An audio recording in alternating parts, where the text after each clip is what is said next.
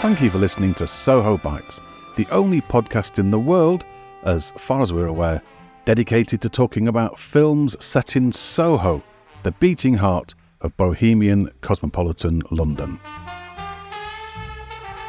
If you would like to support the show, you can do this in the form of a star rating or review at sohobitespodcast.com/review, or if you'd like to put a small amount of money where your mouth is, you can do that at sohobitespodcast.com/donate.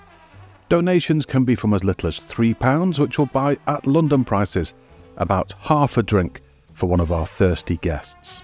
You may hear some different URLs in the upcoming episode, but by far the easiest way is to follow one of those links. They are again sohobitespodcast.com/review and sohobitespodcast.com/donate. Thank you for your continued support and enjoy the episode.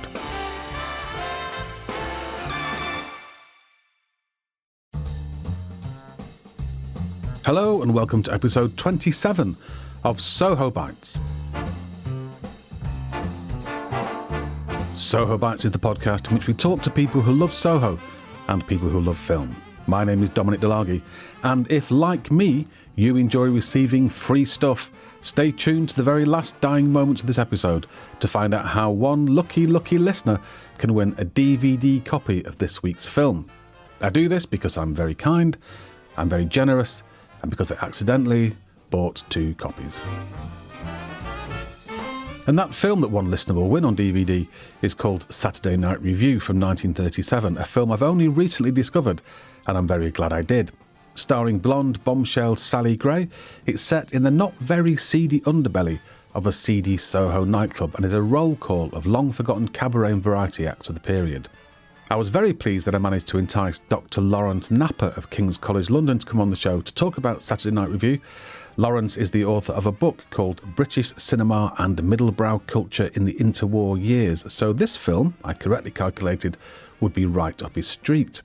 I was even more pleased to find out that this was a film that had hitherto flown under his radar until he was alerted to it by one of the thousands of staff here at Soho Bites Towers.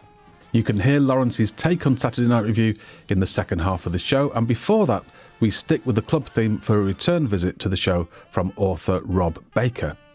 Way back in episode 10, Rob and I climbed the clock tower of St Anne's Church in Soho, there to discuss the 1920s reputed drug baron Brilliant Chang.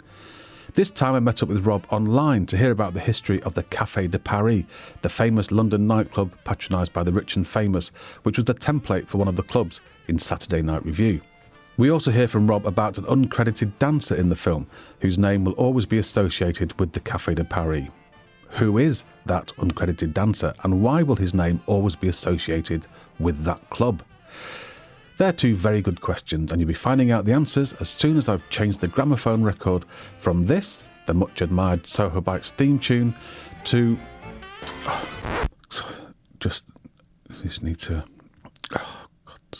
to this.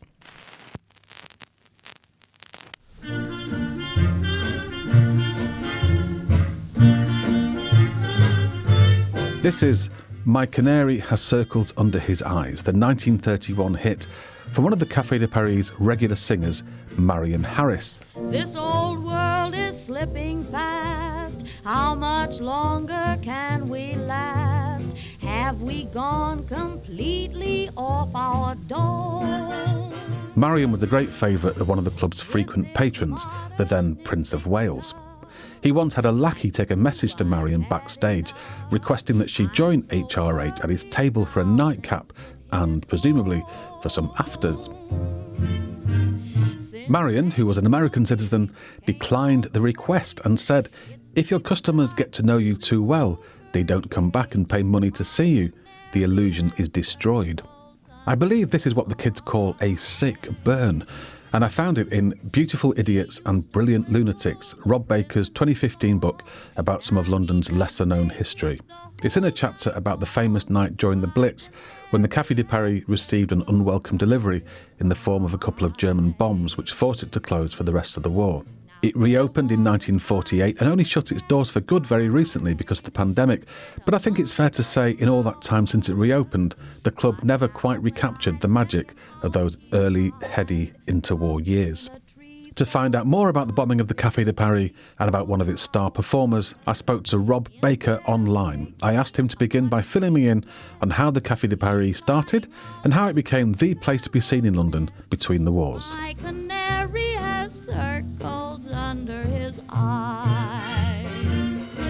Well, the Café de Paris opened originally sort of towards the end of 1924, and it was a man called George Foster who was actually a theatre agent, and he actually was looking for a venue to show off his new cabaret artistes and dance bands, and he came across a restaurant called the Elysee on Coventry Street, which is a few yards from Piccadilly Circus, and with a man called Captain Robin Humphreys, he bought the lease, and they had the good sense to take on Martin Poulsen, who was the Danish maitre d' from the Embassy Club, which was the smartest place to go at the time. And the Café de Paris, as they called it, featured a glamorous staircase that led down to a basement-level dance floor and restaurant. Lower than basement level, really. It was like 2 floors down, underground.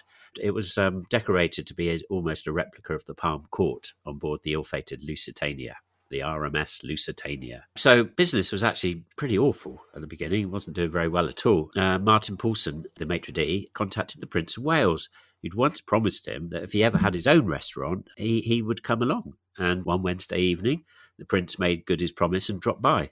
He was accompanied by his usual motley entourage, which included Mrs. Frida Dudley Ward, who was quite a long-term mistress. He'd already been seeing her for several years, and she was the wife of a Liberal MP who sort of turned a blind eye to the affair for years and years and years. And he brought along Major Fruity Metcalfe, and finally his aide, the one-armed Brigadier General Gerald Trotter, known to his friends as G. This is the Prince of Wales who later abdicated the throne and hung out with Hitler and that kind of thing. Yes, that's the man. But then he was seen as a very stylish, Boulevardier about town. Yeah, sort of because he came along to the Café de Paris, it became the fashionable place to be seen, and it was the habitual home of the fast set or the smart set, or as we would call them nowadays, the bright young things. Not long after Café de Paris opened, the film star Louise Brooks, which about a year before her first film, and she was only 17, was the first person to dance the Charleston in London. And it went down incredibly well. She lived on Pall Mall, in a flat on Pall Mall. It was a bit lonely and left after about 2 months. And that was the only time she ever came to the UK. So in the film we're discussing on Saturday Night Review, there's these 2 nightclubs, one of which is kind of based on the Café de Paris, we think. It's this smart Mayfair nightclub. And there's a dancer who features in the film, and he's not credited in the credits of the film, but Twitter followers, friends of the show, have convinced me that it's Ken Snake Hips Johnson, about whom you have written. Tell me about Snake Hips, because he sounds like he was an enormous star, and it seems odd that he wasn't credited in the film. So Ken Snake Hips Johnson, it's a great name, isn't it? Yeah. And he was born in Guyana, which was then in the 1930s was known as British Guyana. And he'll always be associated with the Café de Paris. His name, Snake Hips, is what people always say is because of his amazing dancing. But there was another singer who performed at the Café de Paris during the 1930s called Marion Harris, who was a white American woman. And she was known as the first white woman to sing the blues, although it doesn't sound very bluesy if you hear it now. And she recorded with Billy Mason and the Café de Paris band a song called My Canary's Got Circles Under Its Eyes. And one part of the lyrics goes, I thought he'd never do anything wrong. Now he does snake hips the whole day long. My canary has circles under his eyes. And I suspect the snake hips came from those lyrics as well, because she performed at the Café de Paris, regularly in the 1930s. Snake Hips Johnson was played on the BBC quite a lot with his West Indian Dance Orchestra. He was a big deal towards the end of the 1930s, and hence why he might have been inserted in this film, perhaps. So along comes World War II. So by the beginning of the war in 1939, the club is established as the place to go to. It's at its peak still. Yeah. And how did it conduct itself during the war? It was still the place to go to for the rich and famous, and unlike a lot of nightclubs and theatres, it remained open at the very beginning of the Second World War. It was always said that the dance floor was so far underground that it would be completely safe in an air raid. This sort of fact was certainly not discouraged by Martin Poulsen. who called Café de Paris the safest and gayest restaurant in town, even in air raids 20 feet below ground. Which turned out to be Yeah. not 100% true, as it turned out on the night of March the 8th, 1941. Yes. So also in August 1940, a few months before you mentioned, the Nazi propagandist William Joyce, Lord Haw-Haw, sneered at the well-to-do having fun in the West End. He broadcast one night that plutocrats and the favoured lords of creation were making the raid an excuse for their drunken orgies and debaucheries in the saloons of Piccadilly and the Café de Paris. As the son of a profiteer baron put it, they won't bomb this part of town, they want the docks. But they did. They didn't go after the docks. On the 8th of March 1941, they dropped bombs in the West End. So around 9:30, Johnson was having drinks with some friends at the Embassy Club, Martin Poulsen's old place in Old Bond Street. And his show at the Café de Paris would start at 9:45. So he had to half run, which might seem okay, but of course it was the blackout then. So it was very difficult to run anywhere. Sirens were already sounding at this point, and the air raid had already begun when he got on stage on time, and the West Indian Dance Orchestra started playing Oh Johnny, How Can You Love, which was his sort of theme tune, really. And then a bomb exploded, and it was the end for Ken Snake Hips Johnson and also Martin Poulsen. So it was a direct hit. Yeah, I think there was a cinema, the Rialto cinema above it, and it came through there. And I think it came through a sort of from the kitchen, a chimney, whatever they're called, and it came down through there. So it was just a horrible coincidence. It managed to hit the one point where it could come straight down underground where it exploded. So initially, because of censorship, it wasn't really described at all. It certainly wasn't mentioned that the Café de Paris had been bombed. I think Ken Snake Hips had only been singing for 5 minutes when the two bombs, it said, came through and exploded, and they actually exploded on the dance floor. Time magazine described it a few weeks later, American magazine described it a few weeks later, and they wrote, handsome flying Johnnies, naval jacks in full dress, guardsmen territorials, and just plain civics sat making conversational love. Whereas the Manchester Guardian, this is what they wrote. They wrote this, but they still weren't allowed to mention the Café de Paris, but they mentioned that some place had been bombed. The band was playing and the floor was crowded with couples dancing. Suddenly there was a flash like the fusing of a great electric cable. Then in the darkness, masonry and lumps of plaster could be heard crashing to the ground. I was blown off my feet, but the sensation was that of being pressed down by a great big hand. The air was filled with the smell of powder and dust.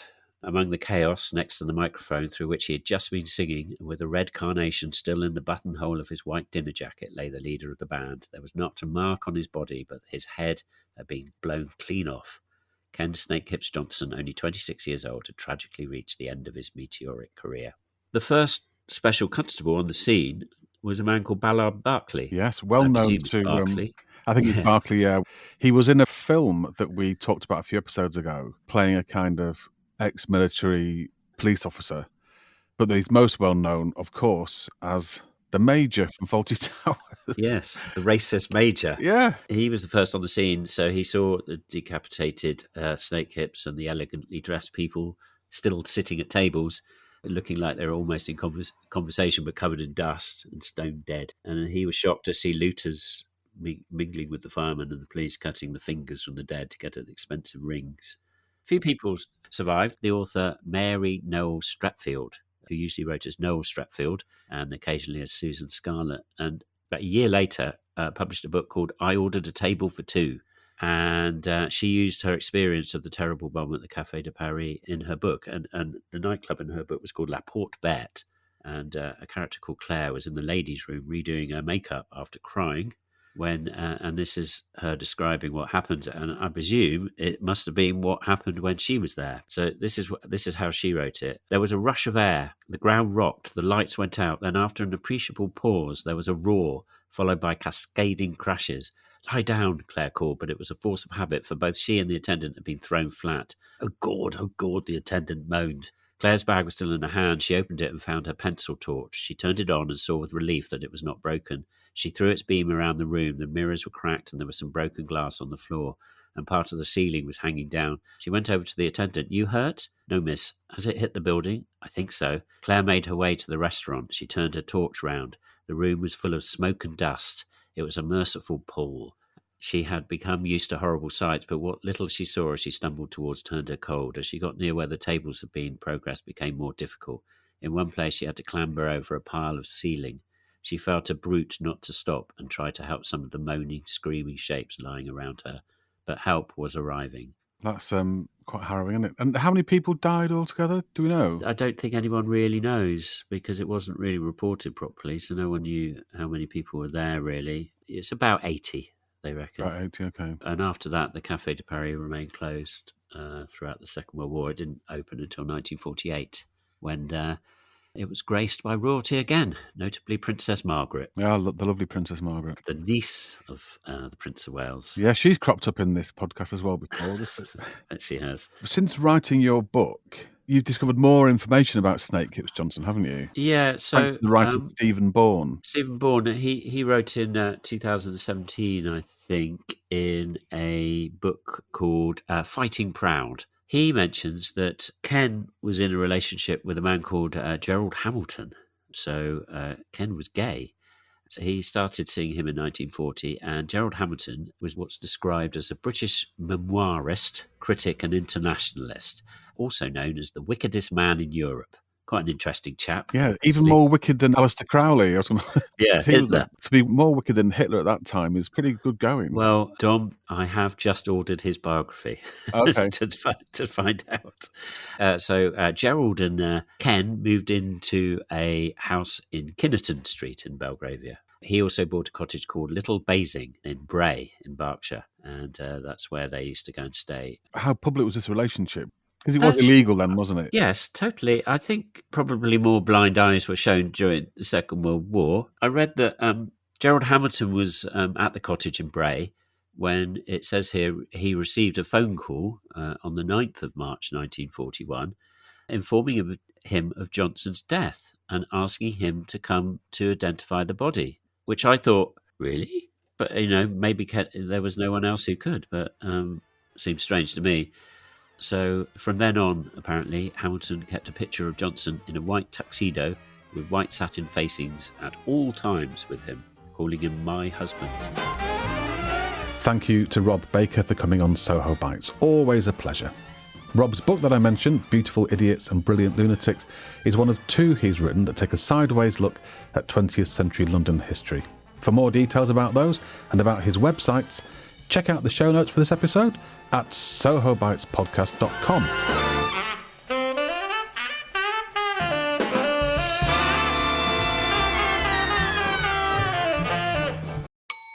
Hello, this is what's known as a mid-roll ad. It's one of those annoying interruptions that's inserted retrospectively at just the wrong point.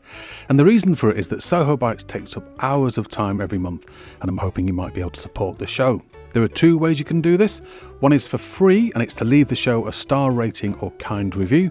You can do that at sohobitespodcast.com/review. Or if you'd like to assist financially to help cover our costs, you can do that at sohobitespodcast.com/donate. Thank you very much. Apologies for the interruption, and back to the episode.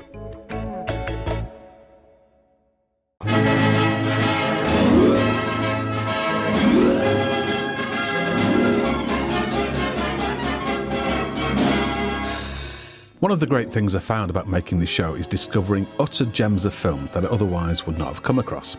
This is most certainly the case with today's film, the little-known Saturday Night Revue from 1937.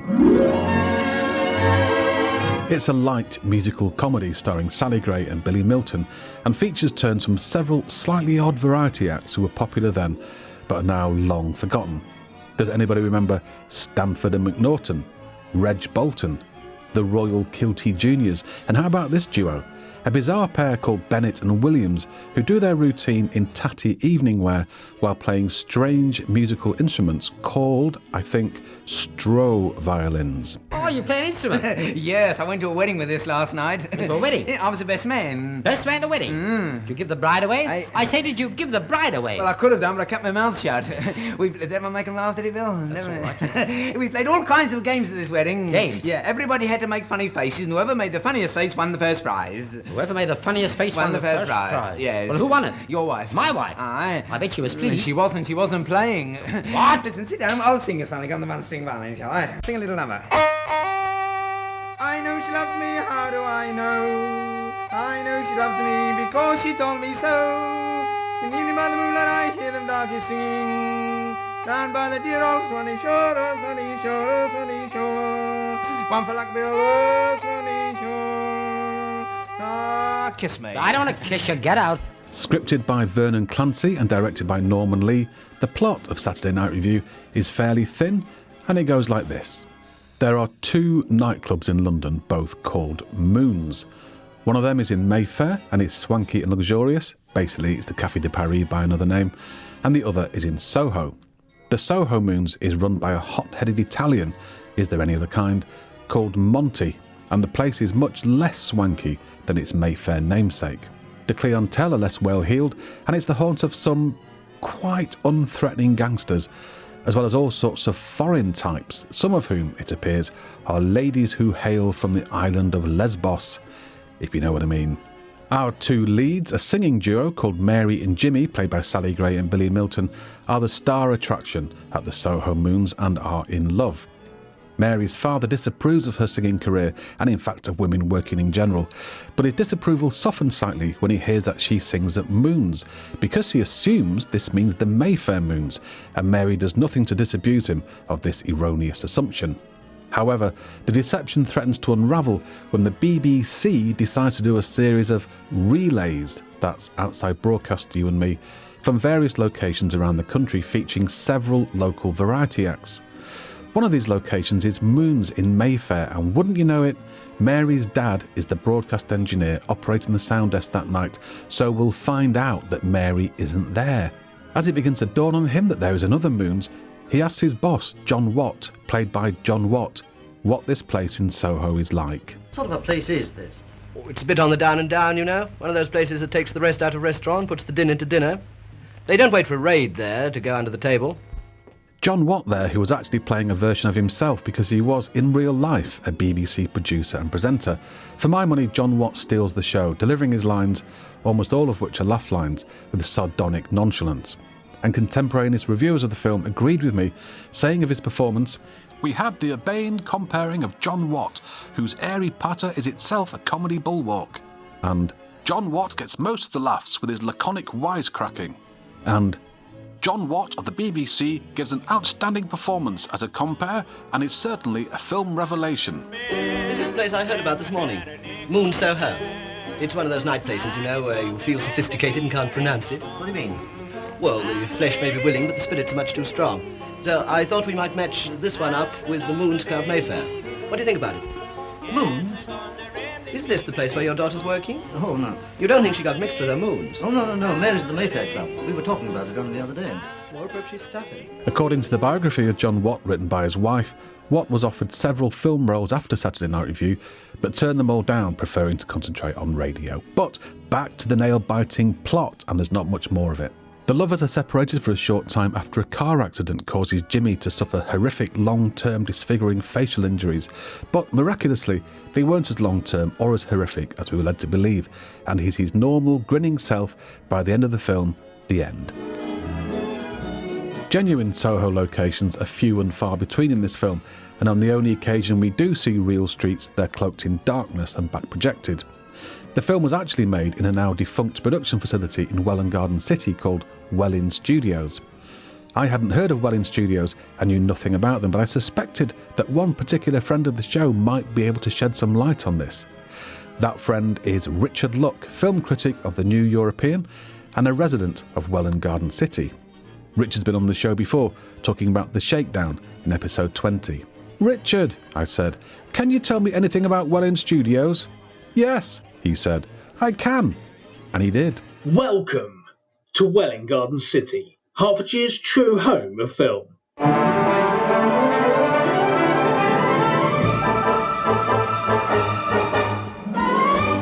I'm Richard Luck, film critic of the New European and proud Welwyn Garden citizen, and I'm popping up on Soho Bites to tell you to ignore Elstree and leave Leavesden well alone.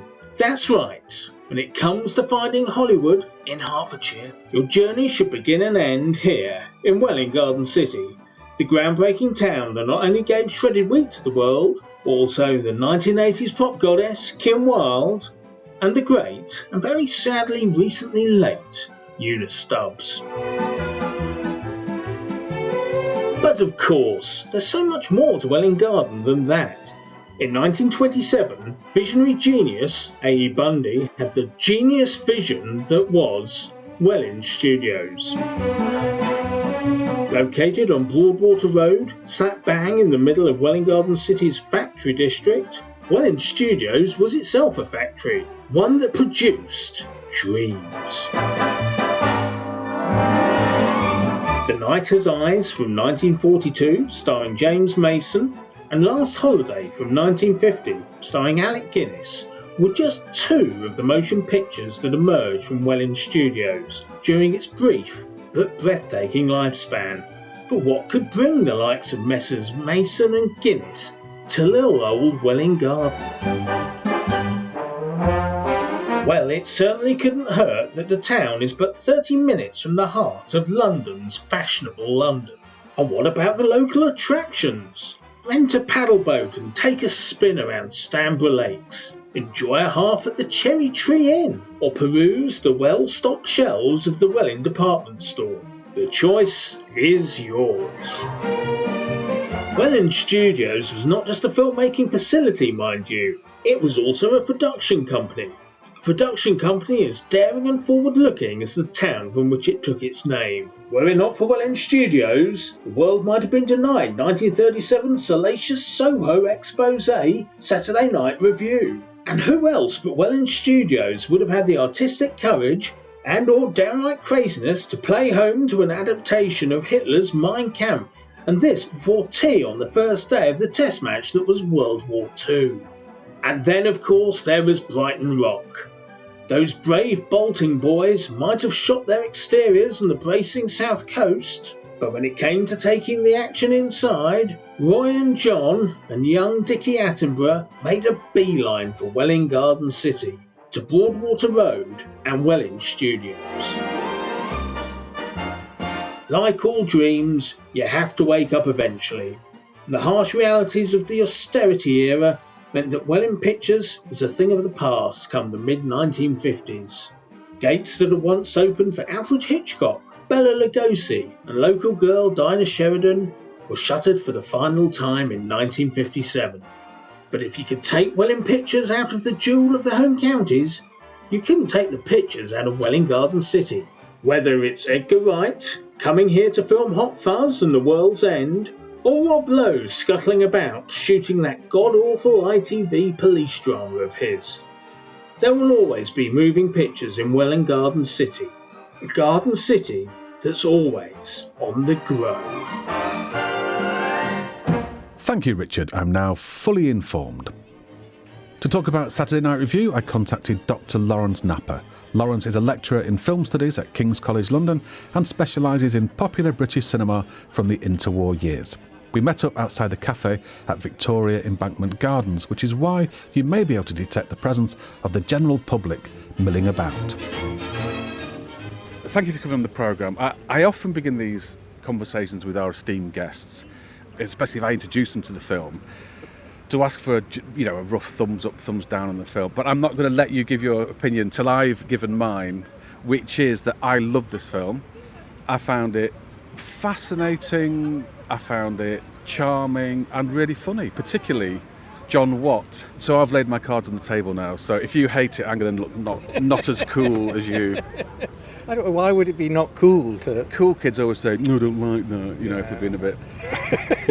They do always say that, don't they? And they're quite often wrong, and they're obviously wrong in this case. Exactly. This is a great movie. It is I'm glad you agree with it's a fascinating and fabulous movie and has fabulous parts. I wouldn't say it was a great, complete package.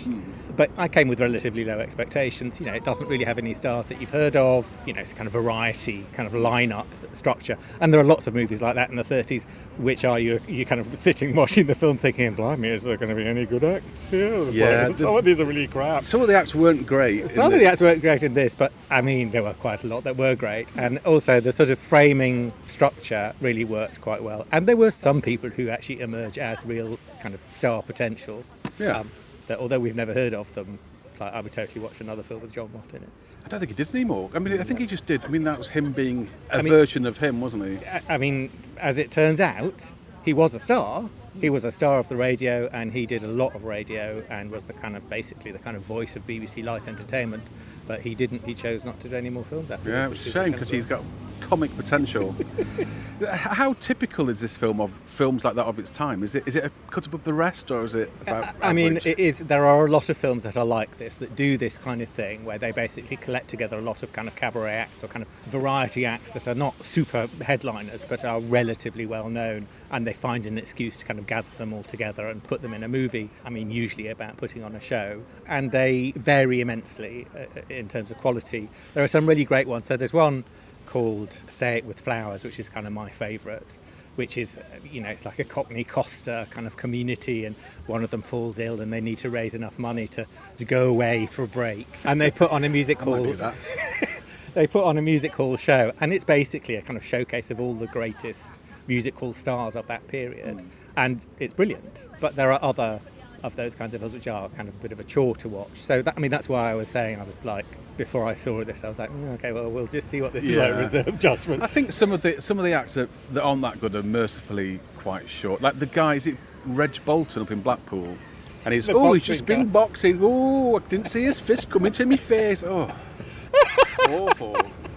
It's weird. I mean, it is. I mean, that's one of the things that's really interesting about these films, isn't it? You can sort of, like, all those acts were popular, and it's like, have they survived or have they not? And I think some of those comedy acts are the kind of, I mean, he's in a kind of Rob Wilton style, isn't he? And indeed in a kind of Dan Leno style. Oh, right, yeah. And actually, Dan Leno has this kind of Titanic reputation. If you listen to some of the recordings of his acts, it's like, it's not that funny. No, I've heard the kind of there was a BBC kind of reimagining, I think, using his original scripts and things, which wasn't hilarious. They're not hilarious. But I mean, there are other acts. I mean, I think that the two guys playing the gangster drivers. Oh, Stanford and McNaughton. Stanford and McNaughton, and they didn't do anything much else, I think, in terms of cinema. But no. I think, they have a few tiny little bits where they get to do a bit of kind of cross-talking, and I think they're fab. They are a variety act being showcased in the film, but they're not a variety act that's been showcased in the show within the film. No, they are characters. They are playing characters. Like Plug, played by Georgie Harris. I mean, he just looks like he was a variety act. Little chap. I think he was a variety. I mean, but he does have quite a good career in films. So he would have been familiar to cinema audiences. He was Leslie Fuller's sidekick in quite a lot of comedy films that sort of are at the same kind of level as Saturday Night Revue. So they're sort of, they're programmers, they're not super expensive headline films, but they are, I guess you could describe them as cheap and cheerful. They're relatively low budget. They rely on those two stars to really carry them. So he was quite a star, I think. Okay. He was quite. Is Saturday Night Revue, would it count as a quota quickie? It looks quite, some of it looks quite lush, but then maybe they've got just managed to stick cameras in a nightclub. And I think yes and no is the answer. I mean, I guess a quota, to be a real quota quickie, to the letter of the definition, the film has to be basically funded and distributed by an American company on the basis that they don't think anybody will book it. This looks like a relatively cheap, it's clearly not as expensive as the sort of A films that are coming out from British studios, like Gaumont British and like Corder's London films, but it's not, it's not at the very bottom level. And I think importantly, it's distributed by Pathé, and as far as I can work out, Welland Films is a sort of, it's connected to Associated British Film Company, and they are sort of, their reputation is for making a lot of these kinds of mid-level movies. They're not that ambitious in terms of promoting stars or wanting to kind of get their films into the American market. They're quite happy to make films that are kind of relatively steady earners, yeah. And in fact, Norman Lee does a lot of stuff with them. So with Norman Lee, was he, and along with Vernon Clancy, were they kind of jobbing people in there? Yeah, basically. Okay. They are. Because he knocked out a lot of films in a short space of time, didn't he? Yeah, he makes a lot of films in a relatively short space of time. He's on contract to ABPC. He's just a kind of regular, I mean, they're Competent straightforward, director. competent director Yeah. making straightforward films. Quite often the films are based on stage shows, or you could say, well, he's not Hitchcock, darling. Yeah. He's just like taking the commissions. He's not an and doing auteur, his is stuff. he? He's not an auteur. But I mean, I think one of the things that's really interesting about this film is it doesn't look super cheap, but also it's clearly not super expensive. And part of the way in which it actually looks quite glossy without being that expensive is that it's got a real kind of graphic style. So there's a bit where you go for the first time to the film studio, and the film studio is conveyed through a series of really quite simple shots. You get an outside a broadcasting house shot, and then you get a swinging door and a notice on the door saying something like, please be quiet, recording in progress. And then it moves to another shot, which is it's really elegantly composed shot of effectively a microphone. And that's enough to indicate that you're in a film, in a recording studio. There's no need to build a set. They use these really clear, simple, graphic kind of language, and it's cheap, and that's cheap. Yeah. But it also looks beautiful on the film. And I wonder if they did shoot it at Broadcasting House, because there's a fantastic clock. Do you notice that clock? Yeah, the clock. With the spiral thing on it. That looks amazing. But I don't think so. I mean, I think that was just something that they designed on the set. Okay. And I can reveal, being an employee who works at Broadcasting House, we don't wear evening jackets to operate the consoles anymore, or smoke, or just decide to do a multi-location outside broadcast that evening. Although, funnily enough, I mean, I think the implication, I think it's true that actually those broadcasts were pretty frequent. John Watt is known for doing these exactly the kind of broadcast that's depicted. These kinds of and now we go over to, this Mayfair hotel, this club in Soho, this other place, and it's a sort of like a kind of mélange variety show. There's lots of films which do that as well. There's a film called Music Hath Charms. There's one called Radio Parade of 1935. There's a lot of these kinds of movies which are kind of, linked to radio and radio's tendency to create these kind of variety shows which kind of, I suppose in my PhD mode, I would say, attempt to express the nation. So they're notice how this one, there's an act from Edinburgh, there's an act from Manchester, there's an act from Blackpool. So there's a sense in which the radio show itself is kind of creating the idea that we're all a national audience. Yeah. We're all sitting together listening to these various different parts of... On the relay, as they call it. But John, this isn't Moon's Club. Yes, it is, darling. Perhaps you mean the other Moon, sir. The one in Mayfair. Quite a lot of people make that mistake. Oh, there are two. Oh, I see. Yes. That's a little awkward, isn't it, sir? Thank you very much. Shall I get your cap? So the plot hinges on the confusion between the two nightclubs. Moon's Mayfair, which is basically Café de Paris, and a sort of generic Soho club that have the same name.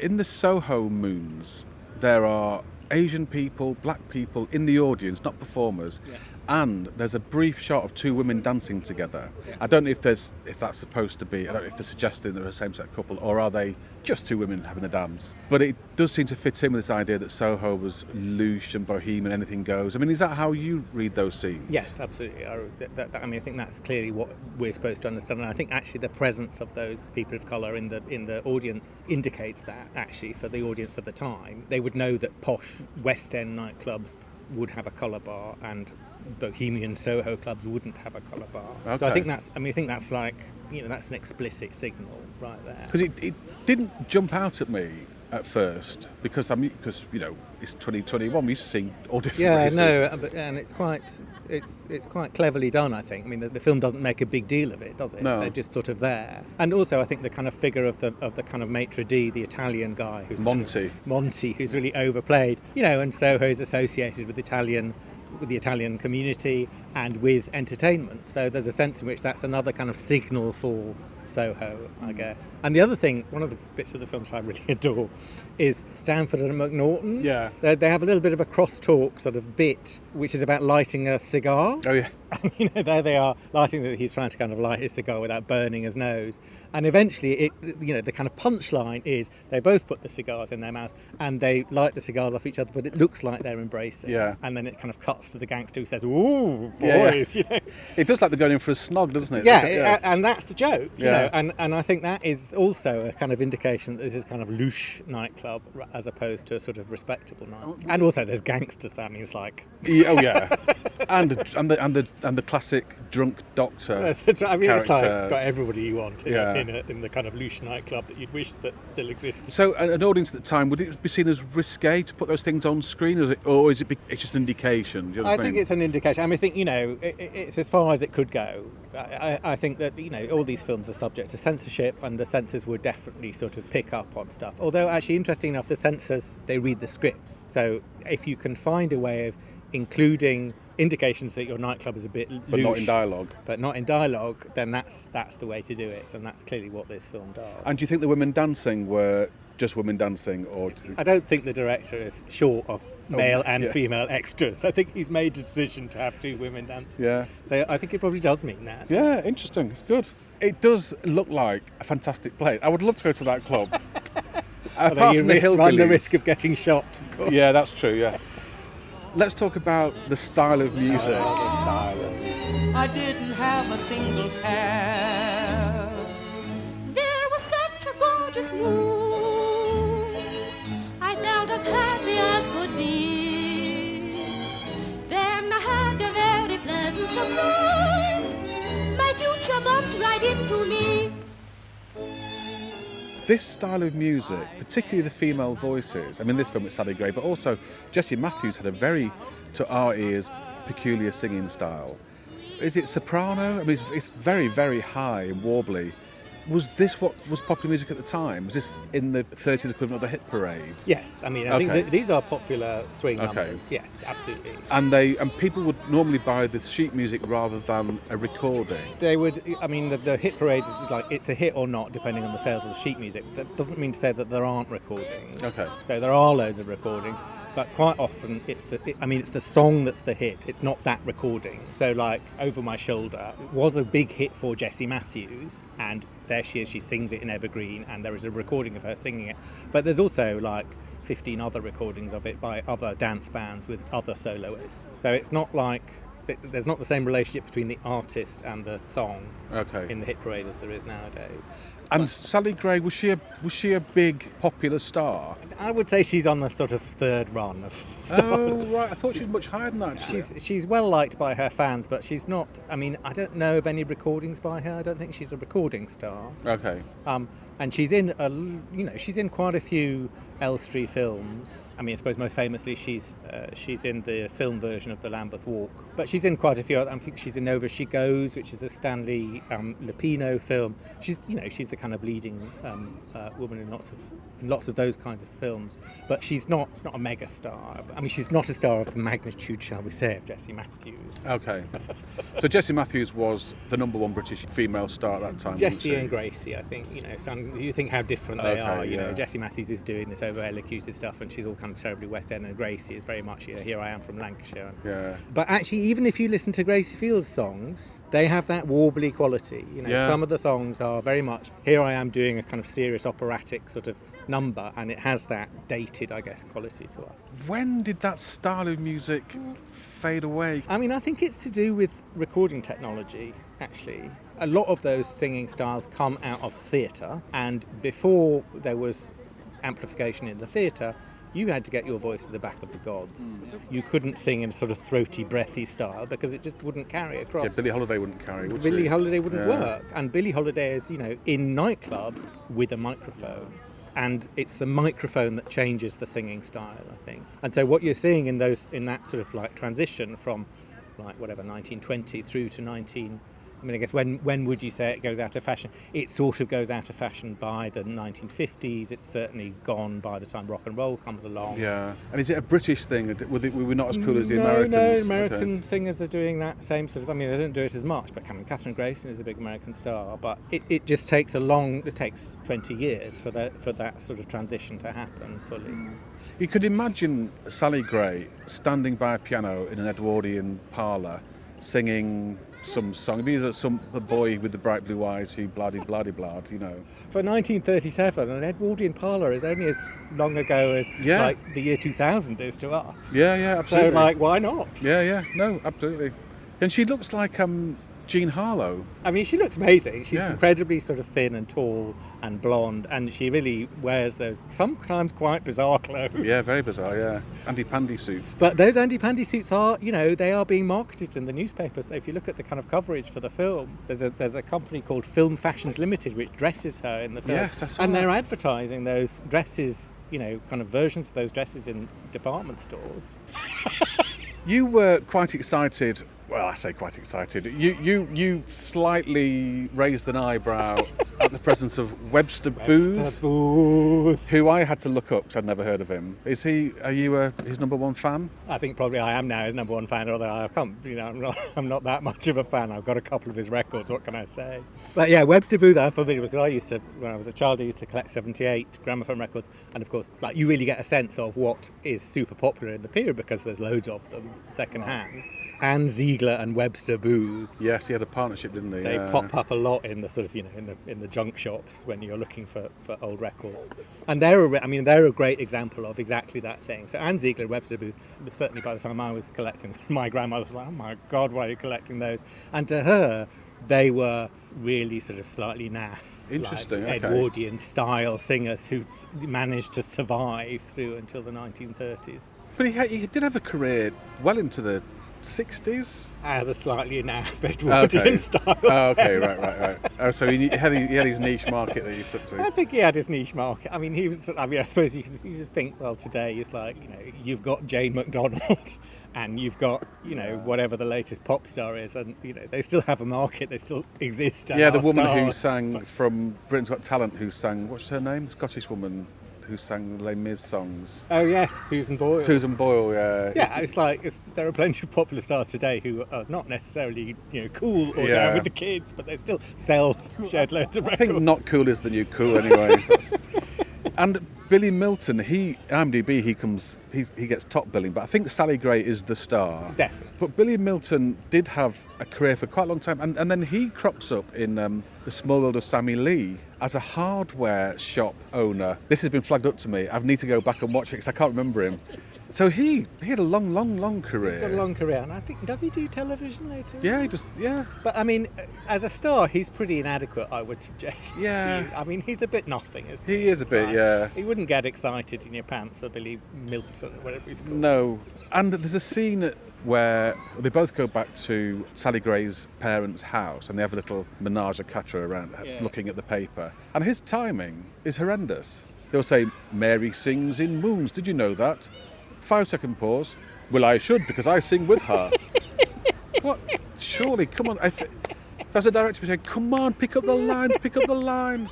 Yeah, he's not great. But somebody who is a star, as far as I'm concerned, is John Watt. Was he a revelation to you? Let's just explain. John Watt was playing himself. I mean, he was a revelation to me. I didn't really know who he was, and shame on me. I should have known who he was because it turns out he was a big kind of news on the radio. And he walks on, and you just sort of think, oh, some old bloke playing the radio controller, and he basically steals the entire film. He does, yeah. He's so sort of insouciant. Maybe it's something to do with the fact that actually that is his job. But there's a bit where he, when he's supposed to be announcing, he's like lounging basically over the counter in his evening suit. And, the guy turns off the radio and kind of fades into him and he's just sipping a bit of thing and he's just like blah, blah, blah, blah, blah, blah, in this incredibly relaxed way. There's something really charming about him. And of course, he also gets most of the best lines in the film, I think. And he's got the line where they all say, Mr. Watt, Mr. Watt, Mr. Watt.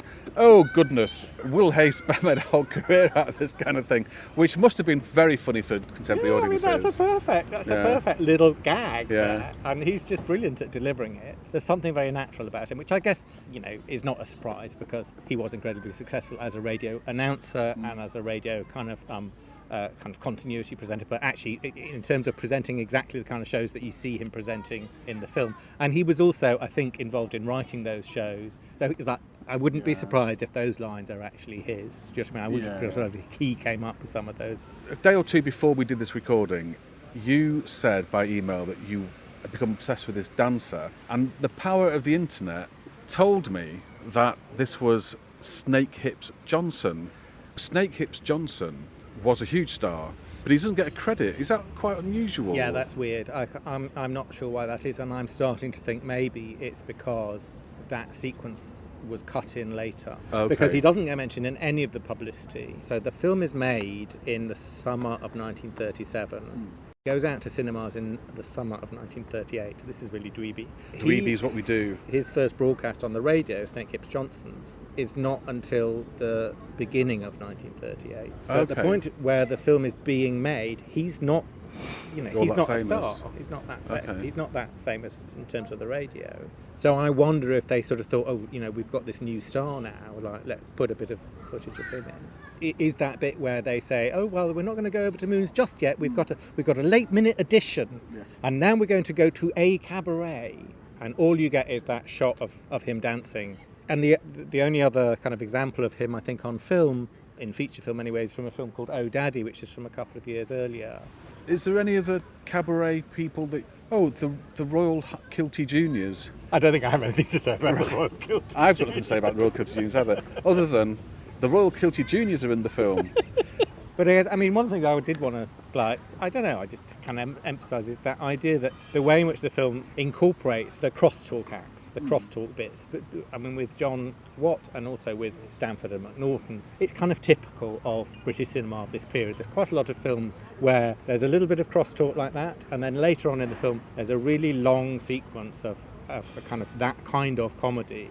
And one of the reasons why I suggest it's worth looking at these obscure films and thinking, well, there might be something, is because sometimes you get real gems of comedy in those crosstalk sequences. And would they have been just chunks of their act transposed to the screen? I think they would, yes, definitely chunks of their act. They're the kind of thing you can drop in. There's one that Flanagan and Allen do in a film called A Fire Has Been Arranged, which is a quota quickie. it is a proper quota quickie, where they're basically sort of misunderstanding each other for about 4 minutes about whether they're going to go down the stairs or not, and it's just it's joyous and completely not. There is a double act who are auditioning for John Watt, playing these weird instruments that are called stall cellos or stall violins, which is basically a violin with a horn attached. And they were another established double act. They play really badly, I would suggest. And then at the very end, one of them turns to the other and says, "Kiss me." Yes. I'm sorry, what? Yes. Excuse me? That double act is so odd. Yes. And then they appear, and they disappear. What? Are we not going to see them again? You can't introduce somebody so peculiar to the film and not have them in it again. That's one of the reasons I find it so fascinating. It feels like you're having a little glimpse into a time. Because I remember showing my kids an episode of Top of the Pops, an episode from the sort of late 70s when I was an avid Top of the Pops watcher. And it was Pan's People or Legs and Co. dancing to something. And they were just kind of going, ooh, wiggling the bums at the camera. And my son, who was maybe 10, was going, seriously, Dad? Seriously? And I was slightly embarrassed that this is what we watched in those days, And nobody in those days was like, this is really weird. What are we no, doing it's just standard. So I suppose in the 30s, if you got two guys in top hats and detachable collars nearly half off, playing weird instruments, so bizarre. That's what passed for entertainment. It would be lovely to go back and just check out some of those. Amazing, because there must have been thousands of them. Yeah. There's every variety theatre in the country is open and running, 7 days a week. That is a 3 shows a day. That's a lot of weird acts. Yeah. What is it attracts you personally to this era? All this weirdness. Oh, okay. Oh, yeah, it makes complete sense. It is a very weird time, isn't it? It is a very... To our ears and eyes. I think what's so great about it is, I'm sure the 1840s had plenty of weird stuff, but we can see this stuff in the films. And the style of them is like that, the whole look of the film, there's something really seductive. The DVD, I think it's produced by Network, isn't it, this? It's absolutely pristine quality. It's gorgeous, isn't it? And there are some shots where you just think, that could just be I'd have that on the wall. Yeah. There are some close-ups of Sally Gray where she looks astonishing. Yeah, she looks amazing. She looks like Greta Garbo, doesn't she, in some of them, with the litter from below. Yeah, they're just beautifully lit. And, things like, the clock, those clock. designs, it's brilliant. It looks amazing. Thank you, Lawrence, for coming on Soho Bites and for lending me that biography of John Watt. I will return it to you in pristine condition as soon as I've finished it. And now, it's that moment you've all been waiting for. Competition time. So to be in with a chance of winning an unopened DVD of Saturday Night Review, still wrapped in its original genuine cellophane, all you have to do is go to ratethispodcast.com/Soho Bites and leave a nice review of the show.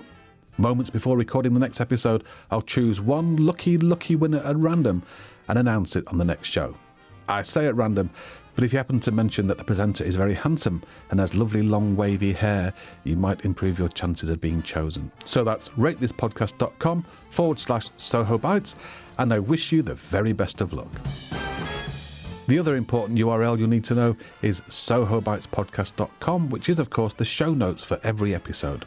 If you click on the Saturday Night Review poster, you'll find details about all three of my esteemed guests for this episode and their various publications, plus other interesting odds and ends about the film, the Café de Paris, and about the late, great Ken Snakehips Johnson. Remember, you can always get in touch with the show with your comments and suggestions via Twitter. We're on @ByteSoho, and our email address is sohobitespodcast@gmail.com. Soho Bites is produced by me, Dam Delagi, and is based on an original idea by Dr. Jing and Young. That's it for now. Take good care of yourselves, and I'll see you next month.